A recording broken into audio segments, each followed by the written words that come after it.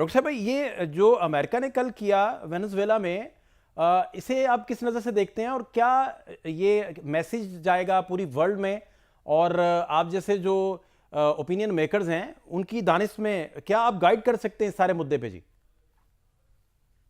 اس واقعے سے تو یہ چیز ثابت ہوتی ہے کہ صدر ٹرمپ جو ہیں، جو اپنے آپ کو کہتے ہیں کہ میں امن کا صدر ہوں، وہ تو بالکل اس کے برعکس ہیں۔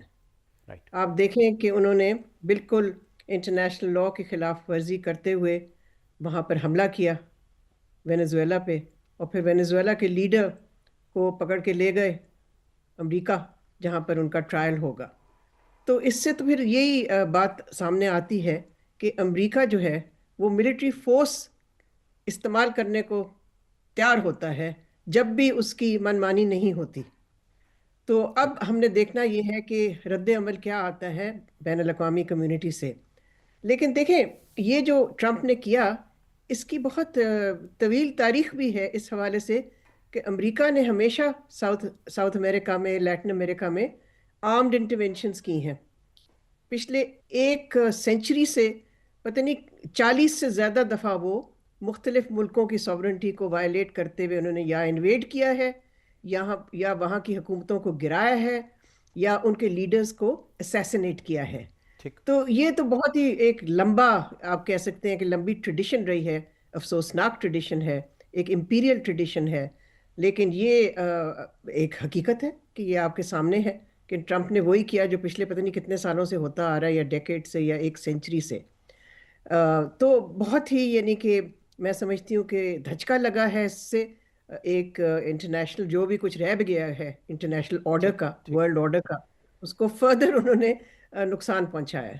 اچھا ڈاکٹر صاحبہ، اس میں جو ٹرمپ کی پاپولیرٹی ہے، خاص طور پر ود ان امریکہ کی اگر بات کریں، اور مڈ ٹرم الیکشن بھی ہے، تو اسے آپ پھر کس نظر سے دیکھتے ہیں؟ کیا ڈیمیج انہیں ہو سکتا ہے؟ بالکل ڈیمیج ہو سکتا ہے۔ میں نہیں سمجھتی کہ ان کا جو ماگا بیس ہے وہ چاہتا ہے کہ امریکہ جنگ جاری رکھے یا جنگ شروع کرے۔ میں نہیں سمجھتی کہ اس سے ان کو کوئی فائدہ ہوگا، نقصان ہی ہوگا۔ ایک اوپینین پول جو میں نے دیکھا ہے فی الحال، اس میں تو یہی نظر آ رہا ہے کہ جو میجورٹی ہے، صرف ان کی سپورٹرز کی نہیں مگر جنرلی امریکنوں کی، وہ اس ایکشن کی حمایت میں نہیں تھے، اس کے خلاف تھے۔ ٹھیک۔ اور دوسرا، آپ کیا دیکھتی ہیں کیوبا یا کولمبیا کا بھی جیسے بڑا ان کا سخت رد عمل بھی آیا، تو وہاں پھر ریجنل حالات ان کے پھر کس طرف جائیں گے؟ اور ظاہری بات ہے، وینزویلا کی طرف سے تو کہا گیا ہے کہ ہم تو ریزسٹنس جاری بھی رکھیں گے، اور ہمارے تو صدر وہی ہیں جنہیں آپ اٹھا کے لے گئے ہیں۔ تو اس صورتحال میں پھر آنے والے دن آپ کیسے وہاں دیکھ رہے ہیں؟ ظاہر ہے جو دھمکیاں دے رہے ہیں صدر ٹرمپ، اس پہ ظاہر ہے ریئیکشن تو آ رہا ہے۔ انہوں نے، جیسے آپ نے عرض کیا کہ کولمبیا کے خلاف انہوں نے دھمکی دی، اور کیوبا میں تو پتہ نہیں کتنے سالوں سے وہ کوشش میں ہے ہاں جی، ہاں کہ جی۔ Cuba true. حکومت کو گرایا جائے، ٹرو۔ ہٹایا جائے، کتنی دفعہ ٹرائی کیا ہے، اسیسنیٹ کرنے کی کوشش بھی کی ہے، مگر وہاں تو وہ بالکل ہی فیل ہو گئے، ناکام ہو گئے۔ تو اب یہ ضروری نہیں ہے، اور یہ ہمیں یاد رہنا چاہیے، ضروری نہیں کہ امریکہ نے ایک دھمکی دے دی تو بس اس کا مطلب ہے کہ وہ اس کا کام ہو جائے گا۔ بہت دفعہ امریکہ فیل بھی ہو چکا ہے، اور ہم نے دیکھا کہ صرف ساؤتھ امریکہ میں نہیں، باقی دنیا میں بھی جہاں جہاں انہوں نے انٹرونشنز کی وہاں فیل ہوا۔ افغانستان، عراق، لیبیا، اور ویتنام، جی جی۔ کہاں کہاں نہیں انہوں نے آرمڈ انٹرونشن کی ہوئی۔ یہ افسوسناک بات ہے کہ امریکہ ایک سپر پاور اس قسم کی کانڈکٹ میں انوالو ہوتا ہے بار بار بار بار، اس کے باوجود جی۔ کہ اس کے کانسیکوینسز اتنے برے ہوتے ہیں اس ملک کے لیے۔ تو ڈاکٹر صاحبہ، یہ پھر ایران کے تناظر میں، ایران میں وہاں معاشی بحران جو ہے وہ اچھا خاصا سنگین ہو چکا ہے، اس تناظر میں امریکہ کی لیٹسٹ دھمکی آنا بھی، اور ساتھ ہی یہ وینزویلا والا معاملہ ہو جانا، اب ان سارے ڈاٹس کو جوڑ کر جب آپ سمجھائیں گے ہمیں، تو کیا اس پہ گائیڈ کریں گے؟ دیکھیں، ایران کے خلاف بھی آپ صحیح کہہ رہے ہیں، انہوں نے پھر سے دھمکی دی، اسرائیل کے کہنے پہ میرا خیال ہے زیادہ تر، اس لیے کہ جب ان کی نیتن یاہو سے ملاقات ہوئی حال میں، تو اس میں تو کوشش کی اسرائیلی وزیر اعظم نے کہ امریکہ کو پھر سے ساتھ ملا کے حملہ کیا جائے، اس دفعہ ایران کی میسائل کیپیبلٹی پہ۔ ہاں یہ ضرور ہے کہ ایران میں کچھ ہے گڑبڑ، کچھ پروٹیسٹ ہو رہے ہیں، لیکن میرا خیال ہے جو مغربی میڈیا ہے اس کو مبالغہ انگیز طریقے سے بیان کر رہی ہے، اتنے سگنیفیکنٹ نہیں، تہران میں تو بالکل ہی خاموشی ہے۔ ایرانین گورنمنٹ نے جس طرح سے 2022 میں جب کہ رائٹنگ ہوئی تھی اور پروٹیسٹ ہوئے تھے وہ بہت ہی سنگین تھا، ٹھیک، اس طرح کی حالت نہیں ہے آج ایران میں۔ اور انٹرنیٹ بھی انہوں نے نہیں بند کیا جو کہ 2022 میں بند کیا تھا۔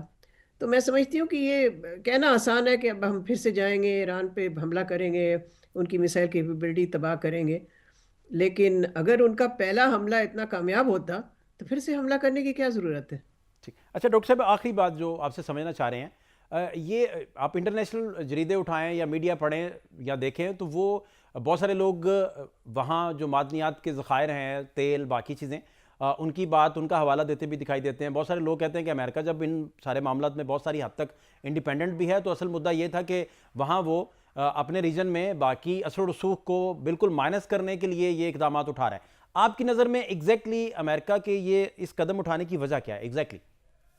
اس کی وجہ ہے تیل۔ آپ کو پتہ ہے کہ وینیزویلا میں دنیا کے سب سے زیادہ یا بڑے تیل کے ذخائر ہیں، آئل ریزروز۔